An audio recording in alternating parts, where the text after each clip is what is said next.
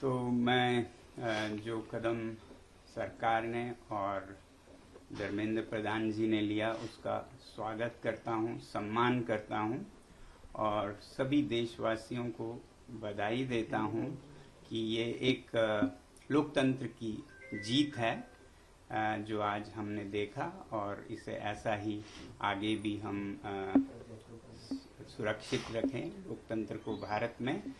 और देश की युवा पीढ़ी को मैं बधाई देना चाहता हूं और धन्यवाद देना चाहता हूं सीजेपी के हमारे टीम और भाइयों और बहनों को जिन्होंने ये मुद्दा उठाया सबसे पहले, और जो वॉलंटियर्स जिन्होंने उनका साथ निभाया, जो देश भर से छात्र और युवक और बड़े बूढ़े सब लोकतंत्र के लिए खड़े हुए, उन सब का सम्मान करता हूं मैं।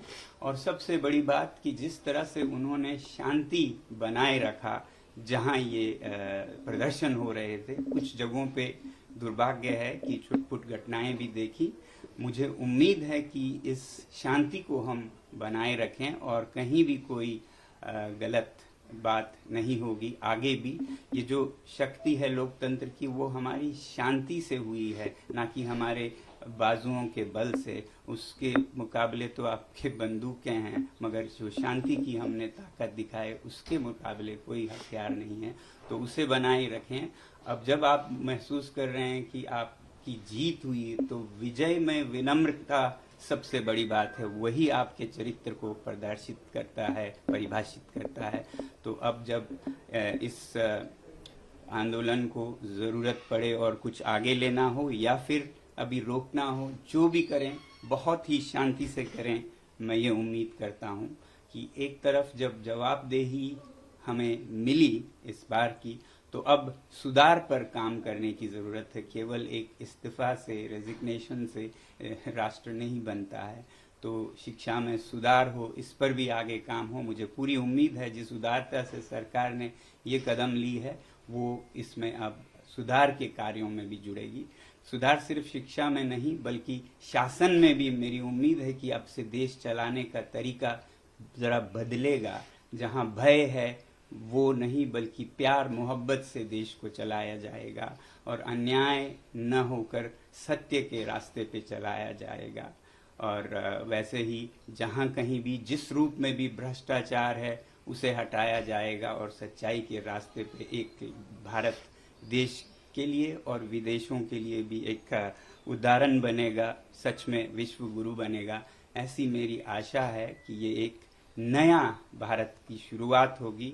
मैं उम्मीद करता हूँ सरकार से कि इस बदलाव के साथ ही बहुत से और बदलाव भी लाएंगे शासन चलाने के तरीकों में भी। अब क्योंकि मैं लद्दाख से हूँ और एक पर्यावरण कर्मी हूँ, एनवायरमेंटलिस्ट हूँ, तो मैं उम्मीद करूँगा सरकार के से कि जो लद्दाख के पहाड़ों को संरक्षित करने की, वहाँ के लोगों को लोकतंत्र देने की प्रक्रिया चली है, उसे भी बिल्कुल ईमानदारी से चलाया जाए। उसे कमज़ोर करने की कुछ कोशिशें हो रही हैं, वो सब छोड़कर जनता के साथ प्यार मोहब्बत से मिलकर हम सीमाओं को सुदृढ़ और शांत बनाएं, विकास के रास्ते पे लें। तो लद्दाख में बहुत ही ईमानदारी से लोगों के साथ ये प्रक्रिया जारी हो। बल्कि हमारे पड़ोसी राज्य जम्मू कश्मीर में भी, जहाँ भी लद्दाख में हो, जम्मू कश्मीर में हो, जो लोगों से वादे किए हैं स्टेटहुड के, लोकतंत्र की, वो वहाँ भी बहाल हो, ये हमारी उम्मीद है। ये तो मैं अपने हिसाब से कह रहा हूँ क्योंकि मैं उस इलाके से आता हूँ। तो बाकी देश में शिक्षा में खासकर सुधार हो, बदलाव हो। किसी भी बच्चे को, किसी भी अभिभावक को जो इन बच्चों को गुजरना पड़ा उसमें न गुजरना पड़े। मैं आभारी हूँ पूरे देश का और युवा पीढ़ी का और सरकार का भी बहुत बहुत धन्यवाद। I welcome this step taken by the government and the Education Minister Dharmendra Pradhan ji to step down in this hour of need. They have shown sensitivity on the part of the government, and I want to congratulate the nation. It's a victory of democracy, and we should all cherish it. At the same time, I thank and congratulate the whole young generation, the Gen Z, particularly the members of CJP who started this whole discussion, and young people, old people, everyone from every corner of the nation who came out to speak for truth.